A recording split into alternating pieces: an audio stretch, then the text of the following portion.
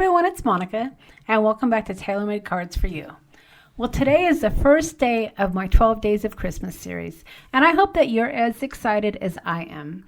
Of course, I've got some of the new Tim Holtz stamps, and this one here with the little snowman and the little character and the reindeer is probably one of my favorites. I love the little wonky eyeballs, and those are going to be a lot of fun to create with. But I also wanted to create with some of the items that I've already had in my stash. And I want to be sharing with you how I utilized not only some of my new Christmas product, but some of my old Christmas product as well.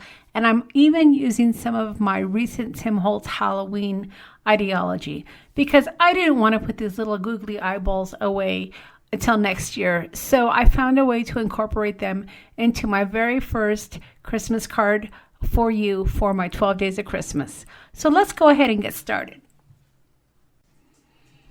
Okay, so the first thing that we're going to do is we're going to create a frame.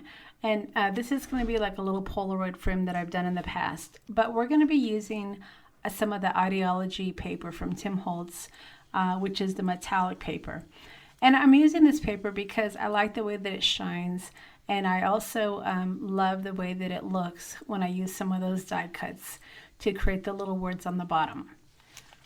Now the frame that I'm using is a frame that I've used in the past, but any square frame will work. You just want to make sure that when you size it up that you leave enough room for your sentiment on the bottom. And there's lots of sentiments that will work for this kind of a design. You just want to make sure that you size it up before you actually commit to any sort of sentiment. But you could easily use the tidings, the joyful. I, of course, use the memories, but there's all sorts of designs that you can use in this little die cut.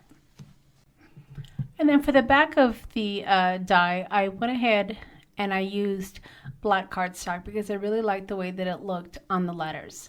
So after I got my dies cut out, I went ahead and took some of my glue. And the glue that I'm using is Fabri-Tac permanent adhesive. And this, I have to tell you, has become one of my favorites. I've kind of gotten into creating some of the junk journals that you see out there, and this glue works great for that. And I've also started to incorporate it into my card making. Now, the one thing that I wouldn't use this Fabri-Tac glue for is to actually adhere your panel onto your white cardstock, because with wet adhesive, sometimes you get that bow effect with your glue, so you just want to be careful with that.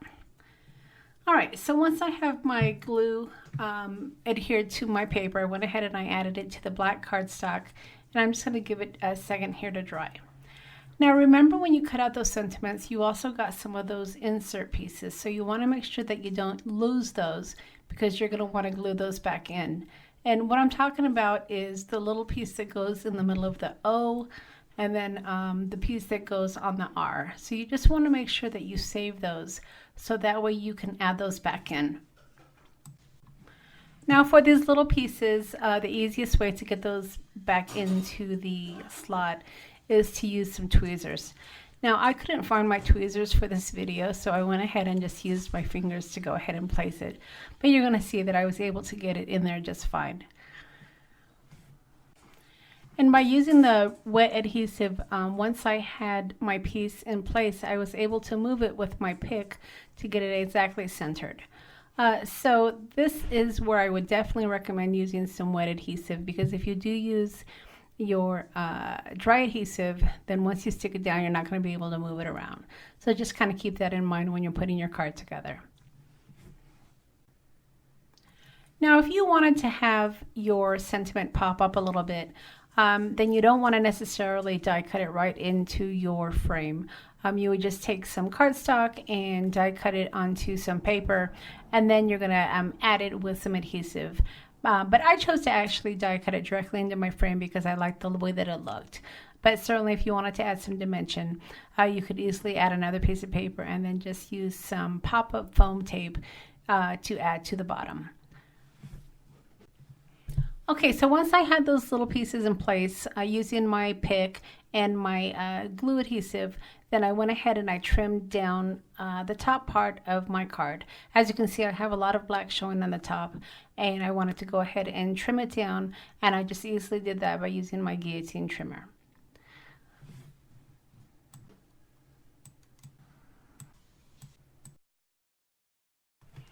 Okay, now we're going to get to stamping the little images.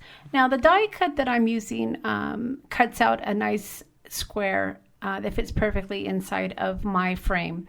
And I really like the way that it has the jagged edges as well. It kind of looks like a postage stamp. But again, just use any square die. One that has different sizes is going to be perfect, because remember, you want your frame to obviously be a little bit bigger than where you're going to be stamping your image. And then I'm also going to be adding one of the word bands to the top. I thought the word band, being that it was metal, really matched my frame because I am working with the metallic frame, and then adding a metal word band on the top just kind of pulled it all together. And the word bands for the holidays come in 5 different choices, so you could easily use any one of those. So I'm going to go ahead and use some brads to adhere my word band, but typically before I add my brads, I'll use some sort of adhesive to kind of hold my band in place, and then I will poke my holes to add my brads. And then once I have my metal band in place, I'm going to go ahead and put it aside so it can dry, and then I'll come back in a few minutes to add my brads to make sure that it is stays secure in place. So to stamp my character, I'm going to be using my Misty, and I'm going to be stamping it onto this white piece of cardstock. And because I am going to be using some Copic colors, I am going to use some Copic friendly ink. So the first thing I want to do, of course, is make sure that my square that I'm working with is going to size up my image. And as you can see, this square is perfect. And then I'm going to go ahead and, again, use some Copic friendly ink to add to my character, and I'm going to go ahead and stamp him down on my white cardstock. Now for the little character, not only am I going to be stamping it and coloring it with my Copic crayons, or my Copic markers I should say, I'm also going to be using some alternate paper to do some paper piecing. And I'm going to be using some glitter red cardstock for the Santa hat, and then I'm going to use some beige paper for the mustache. Now what I did off screen is I went ahead and I added some double-sided adhesive to the paper that I'm going to be working with, so that way I don't have to necessarily use any glue or anything like that. And then once I stamp the piece that I'm going to be using, I can go ahead and just pull the backing off and add it directly to my image. Now, a lot of times when you are working with paper piecing, you may want to do your Copic coloring first, because remember, you're going to have that paper raised up just a bit. But I ended up just adhering it directly to my character before even doing any coloring. But that's just something you want to think about. Now, when you know you're going to only be using part of the pieces of the image, you don't necessarily have to stamp the entire image. For this particular piece, I knew I was going to only use part of that Santa's hat, because I wanted him to have a red sparkly Santa's hat. I only used the top portion of the stamp to stamp it down onto my paper. There's no sense in wasting any paper if you don't need to, because all you're going to do is cutting it and discarding the rest. So just when you are figuring out exactly what parts of the paper you're going to use for your paper piecing, you don't necessarily have to use a full sheet to stamp the full image. And then once you have your piece completely stamped, then all you need to do is just get out your scissors and do some fussy cutting. And when I am doing some paper piecing, I like to make sure that when I'm cutting it, I'm cutting as close to the actual line as possible. I know a lot of times when we fussy cut, we do tend to leave a little bit of a border, but keep in mind, if you leave that border, then it is going to definitely show up on your image. And when you look at the image, there really is no border when you have the mustache or the actual hat. So you want to make sure that you cut as close to the line as possible. Now, like I had indicated, I did add some double-sided adhesive before I stamped down my image and started my fussy cutting. But if I didn't have my double-sided adhesive, then I would have just added a little bit of glue and added my hat and my mustache to my character. And then once I have them adhered, then I can go ahead and start on my Copic coloring. Okay, so as you can see, I ended up just doing some coloring on his shoes, and then his body behind his beard is green. I did keep the beard somewhat light with some grays just for highlighting, because I really wanted my focal point to be the eyes. Now, as you can see, I am using these eyes that came out over Halloween, and I use these eyes for the zombies. And I kind of went back and forth with whether I was going to use these eyes or not, because I certainly didn't want my little cute character to look like a zombie. But I thought those eyes would be really fun poking out. And I definitely didn't want to go with just one eye, because I didn't want him to be a Cyclops with just one big eye in the middle. So I just found a couple of smaller eyes, and I ended up adhering those. And I think he came out cute. He might look a little creepy, but I'm going to go with cute versus creepy. So I went ahead and I just adhered those eyes using some glue. And then, as you remember, we had to add those brads to my word band. So I just went ahead and I poked some holes into my Polaroid so I can add some brads. Okay, now remember, your eyeballs are going to give your card some dimensions, so you're going to probably want to adhere your panel onto your white cardstock before you add the eyes. And then once you get the panel onto your white cardstock, it's just a matter of adding some adhesive to the eyeballs, and then you're good to go. So I hope that you've enjoyed my very first video in my 12 Days of Christmas series. Now, I'm going to be releasing a video every other day, so the series is going to last for 24 days. So my next video will be released the day after tomorrow.